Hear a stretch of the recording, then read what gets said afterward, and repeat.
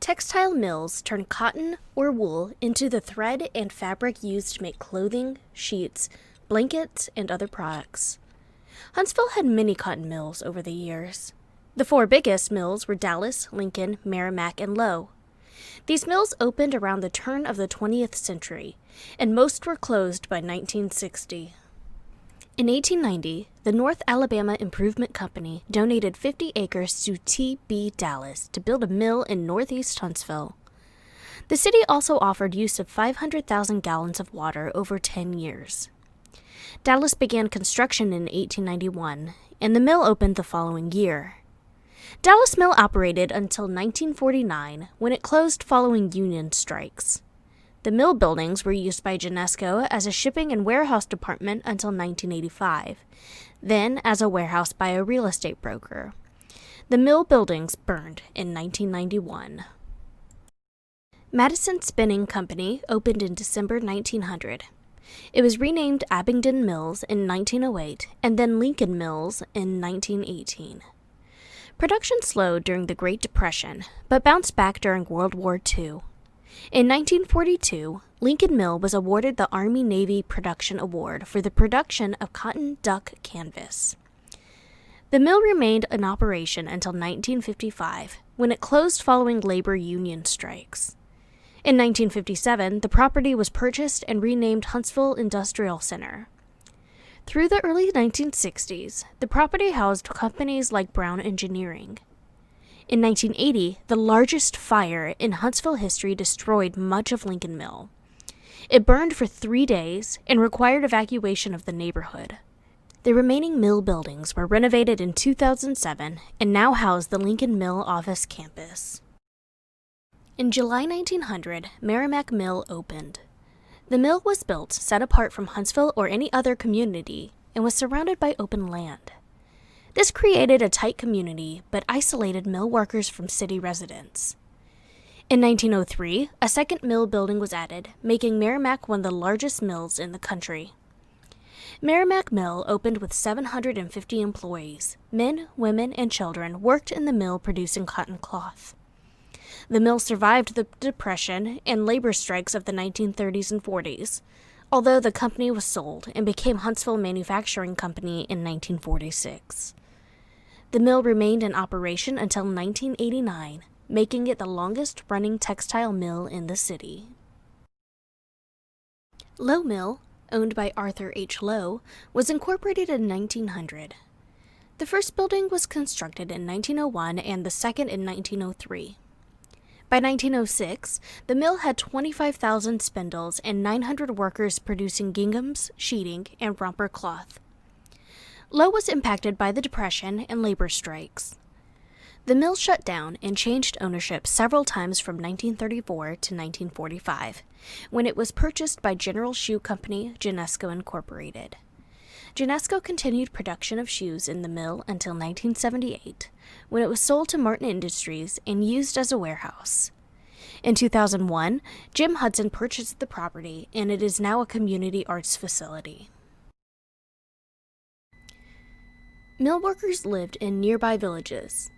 The mills and villages were built before most people owned cars, so building the village close to the mill meant workers could easily walk to work.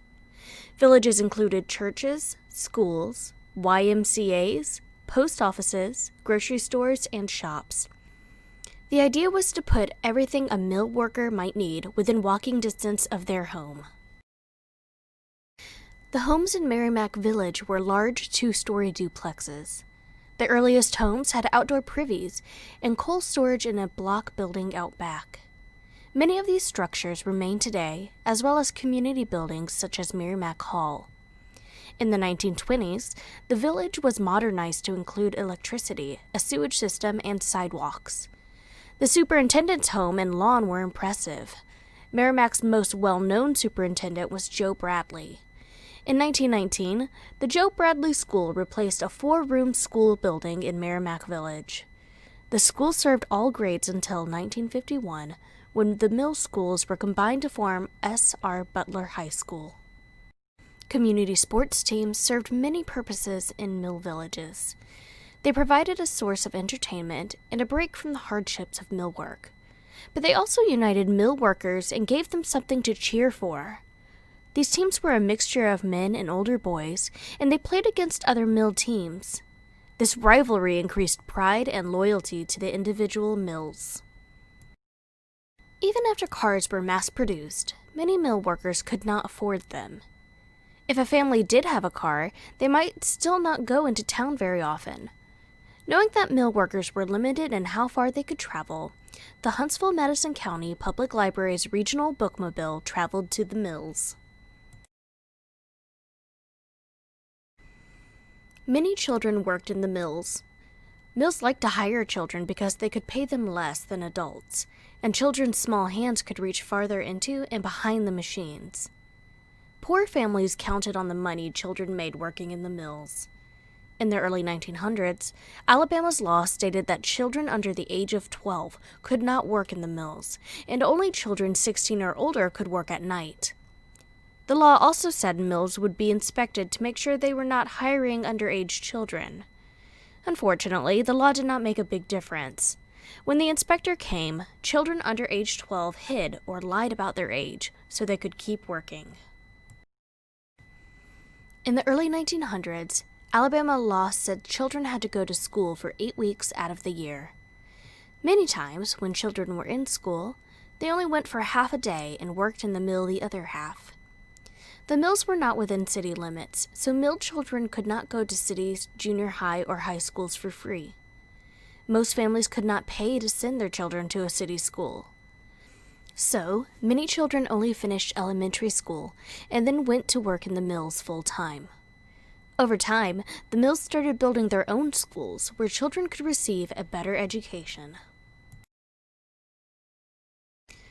Children often worked as spinners or doffers. Spinners, usually girls, operated spinning machines, watching them carefully for breaks in the thread or other problems. Breaks had to be fixed quickly.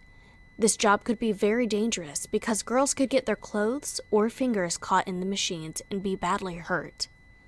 Doffers, usually boys, replaced full bobbins or spindles with empty ones. Bobbins or spindles held the cotton or wool thread after it was spun in the machines. Prior to the Civil War, Bell Factory, the first spinning and weaving factory in Alabama, located 10 miles northeast of Huntsville on the Flint River, was operated almost entirely by enslaved people. The enslaved workers lived in 38 cabins inside the walled factory compound. Some were owned by the company, but many were leased to the mill. This is a page from the Bell Factory Time Book in September 1841. In this register, notice the entry for Captain Dyer is followed by and Boy Wesley, Tom Kane, Davy, and Ned. These were likely enslaved boys or young men whose salaries were given to their master. After the war, these laborers were replaced with mostly women and children who lived in a nearby village.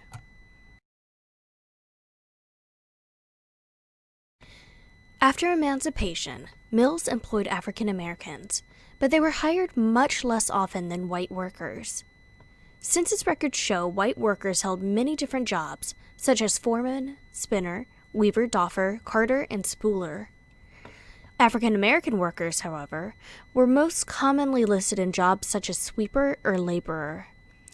There are many questions left unanswered at this time about the work of African Americans in mills, where they lived, and how they were treated. The mills were very large and usually included several buildings. Merrimack was torn down shortly after closing, but many of the other buildings stood empty for years. Most of Lincoln Mill burned in a fire in 1980, and Dallas Mill burned in 1991. Their surviving buildings at Lincoln are now used as offices.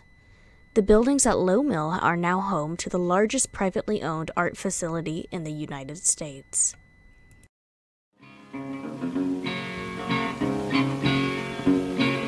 When you go to work, you work like the devil. At the end of the week, you're not on the level.